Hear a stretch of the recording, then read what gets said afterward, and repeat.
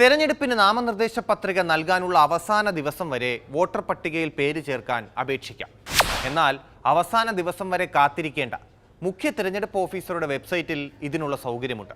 2026 ജനുവരി 1-ന് 18 വയസ്സ് പൂർത്തിയായവർക്കും SIR സമയത്ത് vote ചേർക്കാൻ കഴിയാത്തവർക്കും 2026 ജനുവരി 1-ന് ശേഷം 18 വയസ്സ് തികയുന്നവർക്കും voters.eci.gov.in വഴിയോ ECI നെറ്റ് മൊബൈൽ ആപ്പ് വഴിയോ BLO വഴിയോ പേര് ചേർക്കാൻ അപേക്ഷിക്കാം.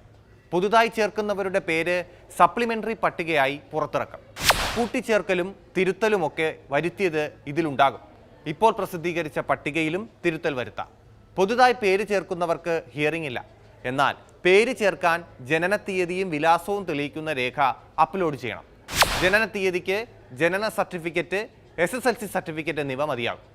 വിലാസം തെളിയിക്കാൻ ആധാർ കാർഡ് മതിയാകും. പുതുതായി പേര് ചേർക്കുന്നവർക്ക് വോട്ടർ ID കിട്ടും. ID കാർഡ് കിട്ടിയില്ലെങ്കിലും കമ്മീഷൻ പറയുന്ന മറ്റ് രേഖകളിൽ ഒന്ന് കാണിച്ച് വോട്ട് ചെയ്യാം. അടുത്ത നിയമസഭാ തിരഞ്ഞെടുപ്പിൽ വോട്ട് ചെയ്യാനുമാകും.